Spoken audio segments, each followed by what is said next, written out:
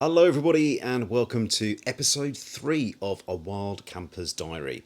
My name's Ben, and the aim of the podcast is for me to offer you my thoughts on the world of wild camping, reflections and insight on my experiences, and hopefully some inspiration along the way.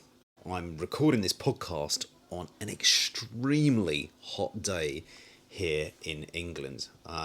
As you might be aware, there is a very nasty heat wave creeping across Western Europe, and it has just arrived in the UK, and it's quite staggering how these temperatures have engulfed the country. So it's pretty hot. It's a new experience for us here.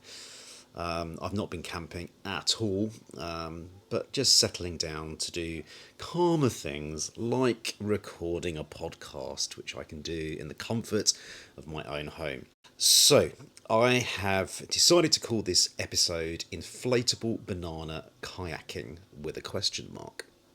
So, to give you a bit of background, I've been quite interested, fascinated, shall we say, in the idea of kind of adventuring with a kayak for some time. I've been watching YouTubers like Joe Robinette, Xander Budnick, Canadian guys you might be aware of, who have very nice kayaks, hard shell kayaks, and they head out into the wilderness in North America, in Canada, and have some what I would describe as some pretty incredible experiences out in the wild. I mean, proper wilderness, wild camping, making fires, hitting the rapids, etc. You get the idea. So I've been fascinated by that for a really long time. I really enjoy that and would love to do something like that at some point. So then I had to kind of step back into reality back in England, in East London, and thinking, how can I get anywhere near that? Where would I start? Well, the reality is that I live in an apartment in East London and I don't have hardly any room at all. So having a hard shell kayak is completely out of the question. And then about a year ago, I just got thinking about the idea of an inflatable kayak because they're quite popular. There's some very reputable brands out there. They make sense. You can take them down. You can put them in a bag. You can deflate them. You can store them away easily, and then you can take them to the location where you want to launch the kayak to do some paddling. So I've been umming and ahhing for some time now. Is this for me? Should I do it? And finally, I took the plunge, no pun intended, about 3 or 4 weeks ago and parted with my hard earned cash to invest in a kayak. So that's the kind of background. Previous to this, I didn't have any kayaking experience. I did have some canoeing experience. There is a video on my YouTube channel where I went out on a 2-day canoe and wild camp with Graham from Gray's Outdoors. I'll put the link to that video in the podcast description in case you're interested. Again, that was a hot experience. 2-day little adventure in Surrey, and Graham and I headed out onto the River Wey, and then we wild camped as well. So I think that kind of spurred me on. It got me thinking, and I remember at the time saying to Graham, I like the idea of this. I like the idea of maybe having my own canoe or my own kayak, and he at the time I think said, oh, why don't you have a think about inflatables, and so the seed was sown. Then I had to think about what inflatable kayak do I buy. There's lots of makes, models out there.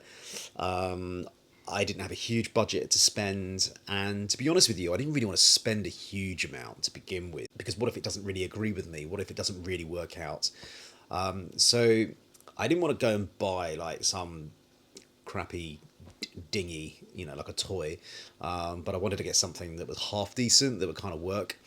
And so I came across the Intex brand, and I ended up buying the Intex Explorer K2 kayak, which, if you search for that online, especially on YouTube, It's a very, very popular kayak, and lots of people use it, lots of people rate it, and it has had very favourable reviews.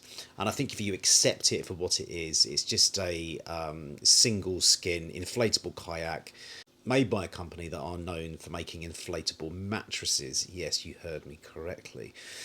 So I did lots and lots of research, lots of geeking out on YouTube, watching thousands and thousands of videos, and eventually I just decided, yeah, I'm going to get one of these. So looked around different prices, ended up buying it off Amazon.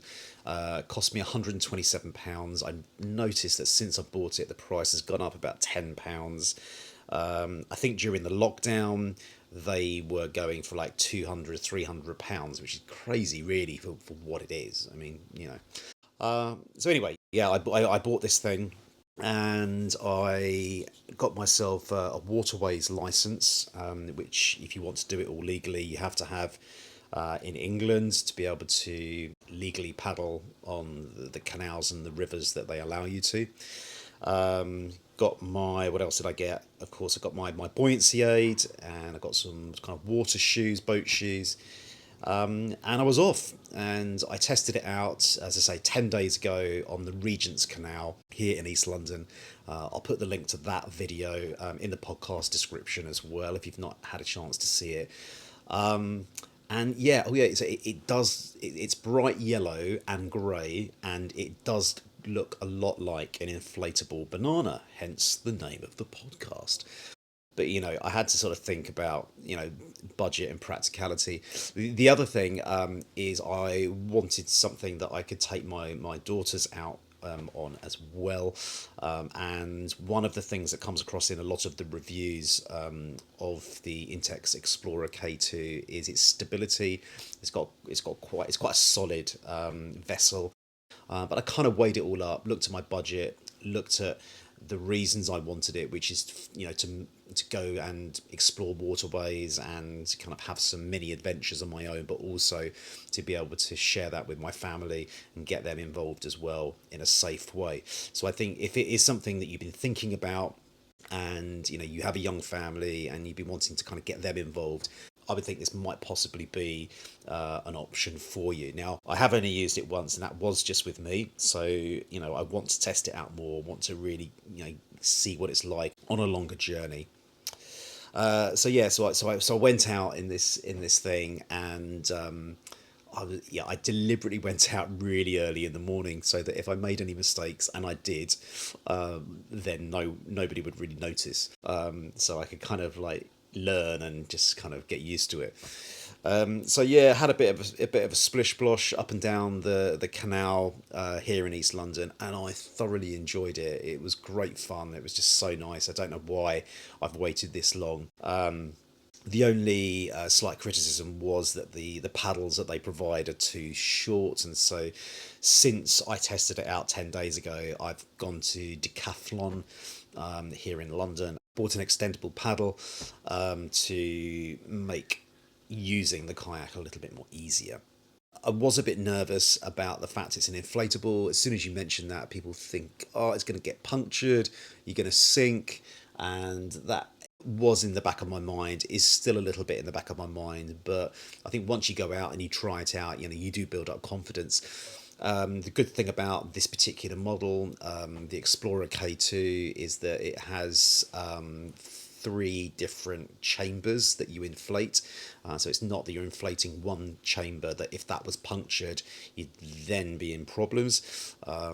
It has the floor inflates separately to the sides. So yeah, that does give you a little bit of peace of mind, but obviously you have to be sensible and just be wary of sharp sticks pointing out of the water and things like that. But yeah, I had a great time, and I'm really looking forward to taking it out for a longer trip, taking it out to Surrey, because as some of you know, I do have a base in Surrey, and I've got access to some waterways over there as well. In terms of other plans, quite a few people have been asking me on YouTube, on Londoner Outdoors, are you going to combine some wild camping with it? And the answer to that is yes, I really want to. I'm going to try it a little bit kind of on its own for kind of little excursions out, little trips.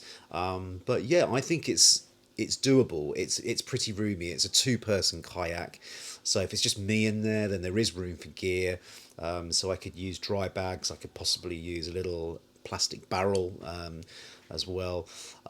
So I think there is opportunity there. I would be kind of careful where I took it. I'd kind of plan quite carefully where I would take it. I wouldn't feel comfortable taking it kind of out on the sea, perhaps. I see this as something that I would use more for kind of canals, small rivers and things inland.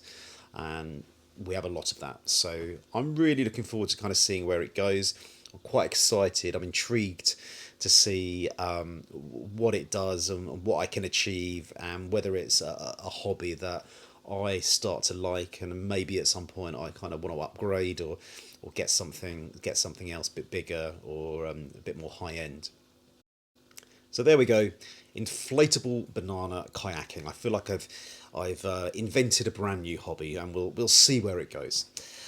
So all that leaves me to say is thank you very much, everyone, for listening to this podcast. If you have the opportunity to leave a review on the platform that you're listening to, or click the stars or whatever, then that will be most appreciated.